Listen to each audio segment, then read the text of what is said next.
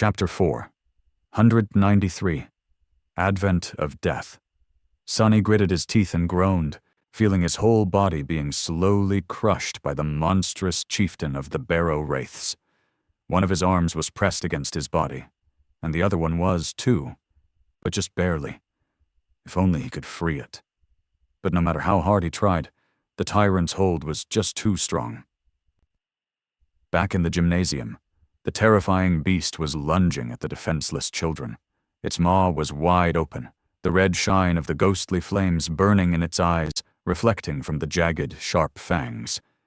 It was flying directly at Rain, moments away from closing its jaw on her throat. She felt paralyzed by fear, desperately wishing to run, but unable to move. Was this how she was going to die? No, it couldn't be. But it was. Suddenly, a spark of a strange, dark emotion ignited in Rain's heart. Die? No, not like this. I refuse. She was holding a sword, was she not? Even if that thing was going to devour her, Rain was determined to die fighting, just like she had been taught to. She was going to remain human, not a cowering animal only good enough to be the stronger beast's prey. She owed that much to her parents, at least. Knowing full well that her dull training sword was not going to stop a nightmare creature, Rain stubbornly made a motion to raise it. Even though her mind was panicked and her thoughts scattered, the body remembered countless hours of practice. Not that it was going to do her any good.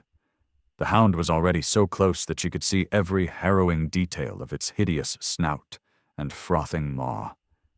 There was no escape. Unfair! This is unfair!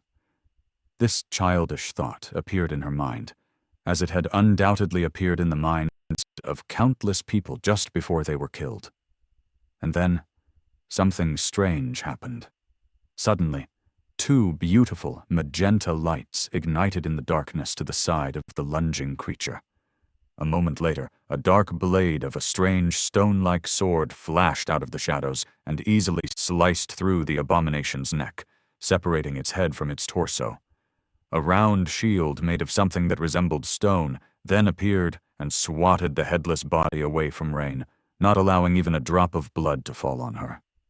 As she froze in shock, a graceful woman wearing menacing black armor stepped out of the darkness, two ruby flames burning behind the visor of her closed helmet. Rain had never seen someone so terrifying, yet so magnificent.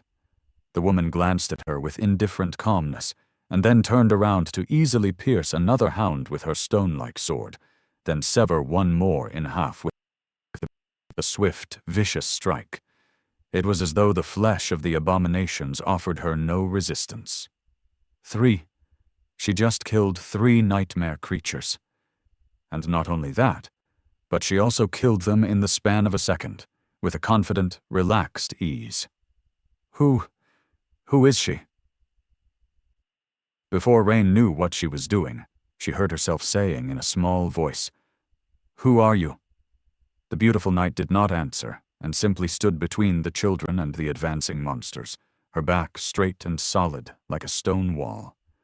Rain stared at that back, feeling as if nothing was going to get past this frightening, taciturn warrior. A burning desire suddenly appeared in her heart. She didn't know whether the menacing Black Knight was a human, a spirit, or a strange nightmare creature. But she knew one thing.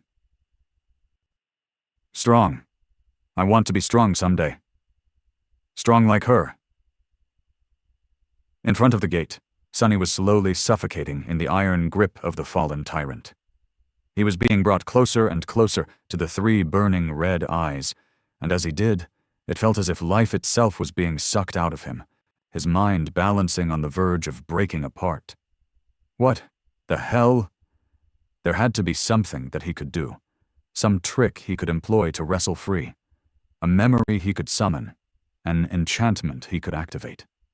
But no matter how hard he tried, nothing worked. Sonny's vision was slowly starting to grow dark. Damn it!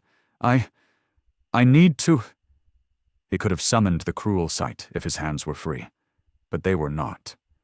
He could have turned the mantle of the underworld too heavy for the tyrant to lift. but it was already as heavy as the feather of truth allowed, weighing as much as a small mountain. What else was there in his arsenal? Sunny was almost ready to panic, and then a subtle change suddenly happened to the world. It was easily missed or discarded, more of a feeling than an actual shift. Sunny only noticed it because it felt strangely familiar. You buy. It felt as though the whole world suddenly became colder by a couple of degrees. But why would it? Before he could properly consider the meaning of the subtle change, though, something flashed through the air, and suddenly Sunny could breathe again. He could do so because the hand holding him wasn't connected to the tyrant's body anymore.